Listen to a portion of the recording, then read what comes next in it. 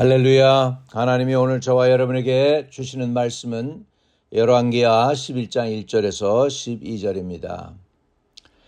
1절 아하시아의 어머니 아달랴가 그의 아들이 죽은 것을 보고 일어나 왕의 자손을 모두 멸절하였으나 요람 왕의 딸 아하시아의 누이 여호세바가 아하시아의 아들 요아스를 왕자들이 죽임당하는 중에서 빼내어 그와 그의 유모를 침실에 숨겨 아달랴를 피하여 죽음을 당하지 아니하게 한지라.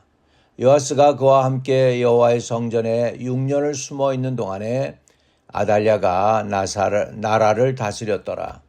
7째 해에 여호야다가 사람을 보내 가리 사람의 백부장들과 호위병의 백부장들을 불러들이고 여호와의 성전으로 들어가서 그들과 언약을 맺고 그들에게 여호와의 성전에서 맹세하게 한 후에 왕자를 그들에게 보이고 명령하여 이르되 너희가 행할 것이 이러하니 안식일에 들어온 너희 중 3분의 1은 왕궁을 주의하여 지키고 3분의 1은 수루문에 있고 3분의 1은 호위대 뒤에 있는 문에 있어서 이와 같이 왕궁을 주의하여 지키고 안식일에 나가는 너희 중 2대는 여호와의 성전을 주의하여 지켜 왕을 호위하되 너희는 각각 손에 무기를 잡고 왕을 호위하며 너희 대열을 침범하는 모든 자를 죽이고 왕이 출입할 때에 시위할지니라 하니 백부장들이 이에 제사장 여호야다의 모든 명령대로 행하여 각기 관할하는 바 안식일에 들어오는 자와 안식일에 나가는 자를 거느리고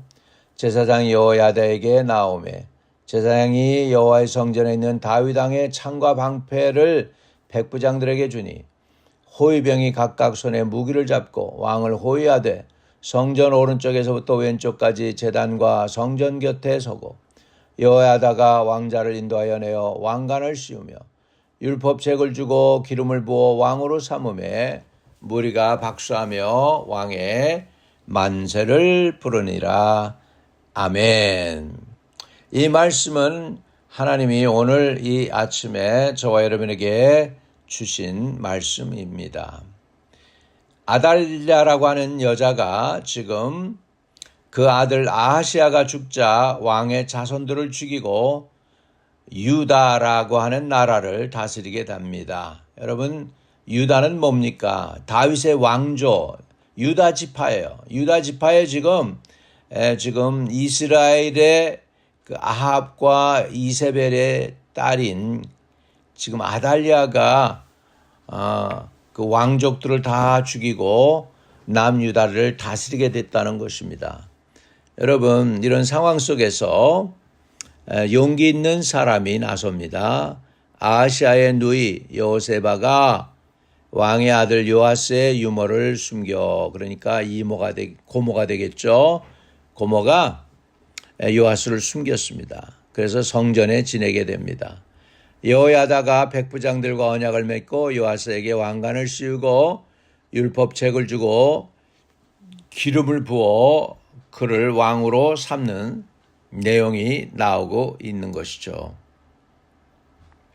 여러분, 어두운 시대일수록 회복될 미래를 소망하면서 우리는 인내의 씨앗을 뿌려야 되죠. 북이스라엘에서는 지금 예후가 그냥 아합 가문을 잘 멸하고 새 시대를 열었습니다. 그런데 다윗의 언약을 받은 남유다에는 아직 아합 가문의 쓴 뿌리가 잔재가 남아 있습니다. 아합의 딸 아달랴는 아하시아 자기 아들이 죽자 모든 왕손을 죽입니다. 이유가 뭐예요? 지가 왕 되려고요. 그래서 아달랴는 어머니 이세벨의 종교뿐 아니라 그 아주 잔인한 성품까지 물려받았어요. 그래가지고 아달랴가 다스린 6년은 유다 역사에서 가장 지옥스러운 기간이었죠. 그런데 우리 하나님은 언약의 씨를 남겨놓습니다. 그 언약의 씨가 뭐예요? 요아스입니다. 요아스. 그리고 아하시아의 누이 여호세바와 요아스의 유모가 목숨을 걸고 요아스를 살려 길러내게 되죠. 6년 동안 성전 안에서 숨어 지내면서 말입니다. 여러분, 그리고는 결국에는 이제 요아스가 7년째 왕이 되는 놀라운 사건이 벌어지는데 거기에는 그 여호야다라는 그 훌륭한 제사장이 있었습니다. 그 제사장은 여호세바의 또 남편이기도 하죠. 눈물과 인내로 뿌린 씨는 마침내 소망과 기쁨의 열매로 돌아오게 되지요. 아달랴 통치 7년의 여호세바가 대제사장이신 여호야다가 요아스의 왕위 즉위식을 준비하고 그리고 백부장과 군대를 모아가지고서 시위하게 됩니다. 여러분 왕이 뭐가 있어야 됩니까? 주권이 있어야 되죠. 왕에게 권세가 뭘로 나오죠? 군사력으로 나오죠. 그러니까 군인들이 시위하도록 해가지고서 요아스를 왕으로 삼습니다. 오늘 요아스에게 세 가지를 준비해서 여호야다가 줍니다. 첫째는 머리에 왕관을 씌워주고요. 또 하나님의 율법책을 주고요. 그 다음에 이제 기름 부어 주는 것을 볼 수 있습니다. 여러분, 우리도 이 세상에 살아나가려면 왕권이 필요합니다. 그래서 요아스에게 여호야다가 준 게 세 가지였어요. 왕관과 하나님의 말씀 율법과 그 다음에 기름 부음이었습니다. 저와 여러분도 하나님의 선택된 백성인데 하나님의 선택된 백성으로서 하나님은 저와 여러분을 뭐라고 부르시냐면 택하신 족속이고 왕같은 제사장이고 이렇게 말씀하고 계십니다. 그래서 그 말씀을 읽도록 하겠습니다. 베드로전서 2장 9절이죠. 그러나 너희는 요아스만 아니고 너희는 저와 여러분을 의미합니다.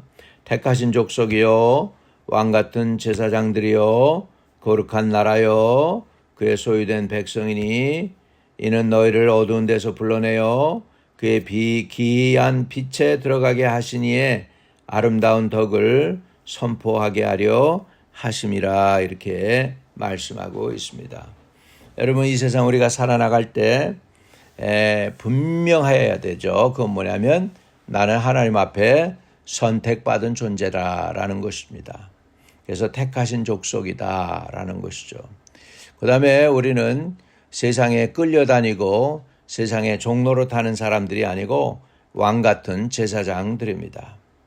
다시 말하면 왕 같다는 건 뭐죠? 다스린다는 것이죠.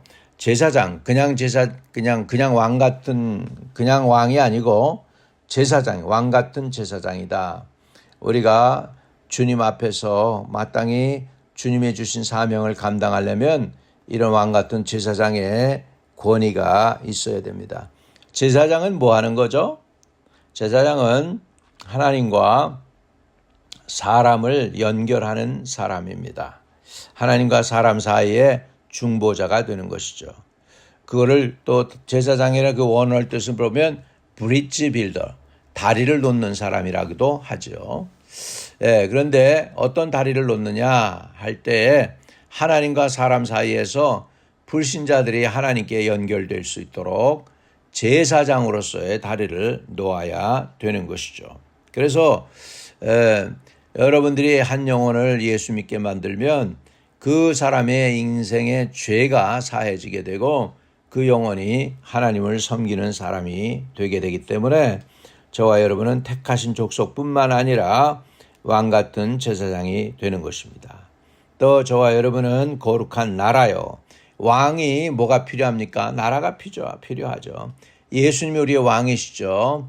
예수님이 언젠가 우리를 예수님의 나라로 인도해 주실 줄로 믿습니다. 여러분은 그 거룩한 나라에 속한 백성이 되는 것이죠. 그리고 그의 소유가 된 백성이니 이는 너희를 어두운 데서 불러내어 그랬죠. 본래 여러분이 저희가 예수를 알지 못했을 때는 어두운 가운데 서 있었는데 저와 여러분을 하나님이 불러내었습니다. 그리고 그의 귀한 빛에 들어가게 하신 이의 아름다운 덕을 선포하게 하려 하심이라 이렇게 됐습니다.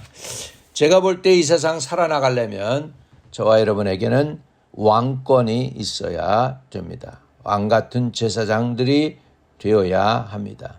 요아스에게 여호야다가 왕관을 씌워주고 율법책을 주고 기름을 부은 것처럼 저와 여러분이 이 세상을 이기고 나갈 때 세 가지가 꼭 필요합니다.